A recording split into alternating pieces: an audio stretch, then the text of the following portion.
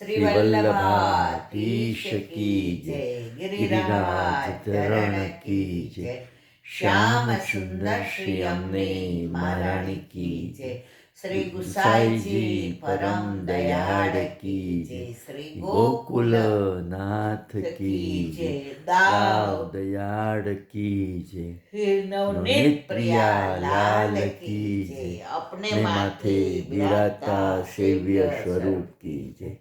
બધાય બધાય વૈષ્ણવને વૈષ્ણવને જાજા જાજા કરી કરી જય શ્રી કૃષ્ણ. આરાધ્યને બહુ મિસ કરીએ છે હવે જો આપણે ષોડશ ગ્રંથમાં એમના લઈ રહ્યા છીએ. એની પહેલા જે શ્રીના વચનામૃતના 2-3 પ્રસંગો નાના.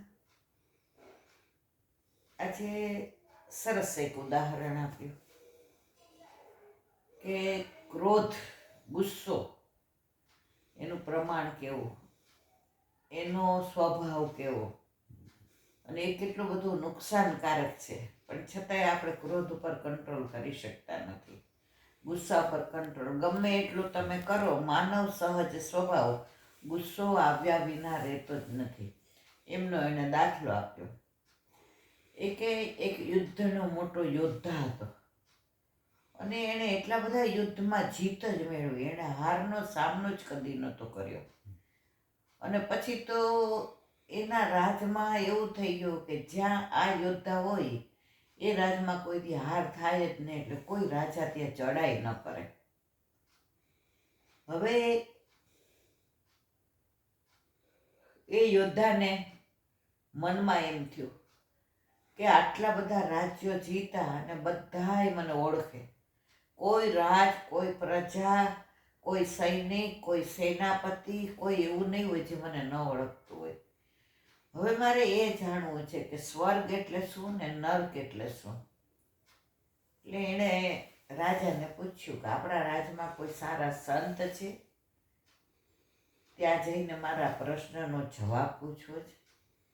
રાજાએ કહ્યું હા, કે આપણા ગામના છેવાડે જે બહુ મોટા સંત છે, નિષ્પૃહ છે, એ કોઈનું કશું લેતા નથી, કશું એમને એમ કે મઠ નથી, કોઈનો દ્રવ્યનો વિનિયોગ કરતા નથી, ફક્ત પોતે આપણા ગામની જે નદી છે એના કિનારે ઝૂંપડું બાંધીને રહે છે. સવારે કે થોડું જે એમને ચપટી માગવાનું એ માગી લાવે અને પોતાની દાળ રોટી પકાવીને ખાઈને આખો દિવસ ભગવત નામ લઈ અને સાંજે જે બધા ભક્તો જાય એની સાથે સત્સંગ કરે. એટલે આ યોદ્ધાએ નક્કી કર્યું કે ચલો સવારના પૂરમાં નાહી ધોઈ તૈયાર થઈ તિલક કરી એ દિવસે નક્કી કર્યું કે આ કંઈ બીજું ખાવું પીવું નહીં, આજે ફરાહાર કરીશ અને આજે હું સંતને મળવા જાઉં છું એટલે આજે હું ક્યાંય એમ કે તામસ વૃત્તિનું ખાઈશ નહીં. એટલે ત્યાં આવ્યા સંતને કે બાપજી જય શ્રી કૃષ્ણ. હા જય શ્રી કૃષ્ણ. એ કે ભાઈ આવો. એ કે મને ઓળખો ને, હું આ યોદ્ધા, મને બધા ઓળખે, બધા રાજા ઓળખે, બધી પ્રજા ઓળખે, બધા સેનાપતિ ઓળખે, બધા સૈનિકો ઓળખે. એ કે હવે તો કોઈ નથી ઓળખતું એવું નથી. બાપજી ઓળખો ને, મને ઓળખો ને. કે ના ભાઈ મેં તો ના ઓળખ્યા.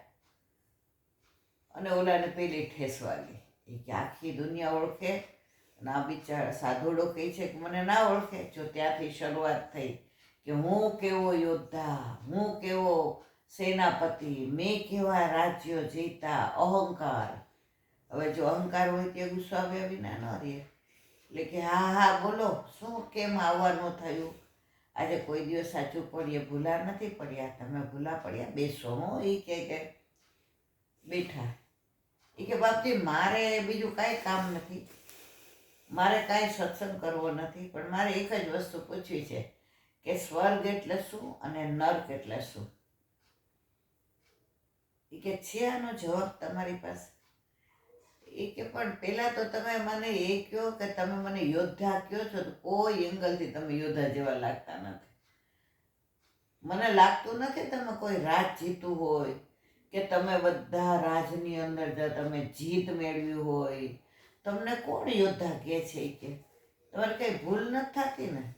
આ તમારામાં એક બી યોદ્ધાનું તો લક્ષણ દેખાતું ને. અને ઓલો કે બાપજી તમે સાંભળો મારી વાત, તમે આ રાજાને પૂછી જુઓ, આ રાજને પૂછી જુઓ, આ સેનાપતિને પૂછી જુઓ, આ સૈન્યને પૂછી જુઓ હું કેવો યોદ્ધા છું. એ તમારી વાત સાચી હશે, પણ તમે કહો છો તમે યોદ્ધા, પણ મને તો કોઈ એંગલથી તમે યોદ્ધા જેવા લાગતા નથી. તમારો દેખાવ જુઓ, તમારું બોલવાનું જુઓ, તમારી બોડી લેંગ્વેજ જુઓ. સામાન્ય સેનાપતિ તમારા ઓલો સામાન્ય સૈનિક તમારા કરતાં કાંઈક થોડો આમ બાહોશ લાગે. તમે તો હાવ નિર્માલ્ય અને કાંઈ આમ તમારામાં હોય નહીં, સાવ પાણી વિનાના. એ કે તમે યોદ્ધા છો? ના, એ કે તમે મને ઉલ્લુ બનાવવા આવ્યા છો, તમે યોદ્ધા છો જ ને. એ કે કોણે કીધું? એ કે તમે આ રાજાને પૂછી જુઓ. એ કે રાજાને હું શું કામ પૂછવા જાઉં? જો તમે યોદ્ધા હો તો તમારું થોડુંક, આજે હું અહીંયા તમે આવ્યા તો તમને કોઈએ કીધું હશે કે સંત મહાત્મા રહે છે, તો તમારી ઝૂંપડી જુઓ, મને જુઓ એટલે સમજી જ જાઓ મને સંસારમાં રસ નથી. પણ તમને તો એ કે જોઈને કોઈ ન કે તમે સેનાપતિ શું, તમે એક સૈનિક હો એવું નથી લાગતા. ભાઈ તમે ખોટા ભૂલા પડ્યા, મનમાં એવો વેમ રાખશો નહીં જરાય. તમે યોદ્ધા અને ઓલો બગડો બરાબરનો. એ કે હું પૂછવા શું આવ્યો છું, જ્યાં સુધી માન રાખું છું ત્યાં સુધી. હારા સાધુડા એ કે નથી બોલતો ત્યાં સુધી કે આખી દુનિયા મને ઓળખે છે. બહાર નીકળું તો તમે પૂછો, ચલો મારી ભેગા ગામમાં. ઈ કે ચલો રાજા પાસે. ઈ કે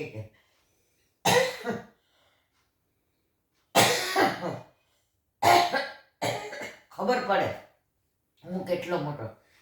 એ કે ભાઈ એમાં કાંઈ પૂછવાની જરૂર ન હોય. પૂછવું કોને પડે? જેની ઓળખાણ ન હોય. ઈ કે આ મારે કોઈને પૂછવું પડે છે કે તમે મારા માટે કોઈને પૂછ્યું?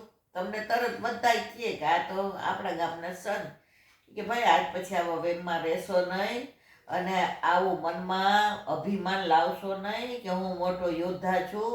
તમે તો એ કે એક ઓલા માનવી છો પલકના, તમે તો કાંઈ તમારામાં છે. ઓને ઓલા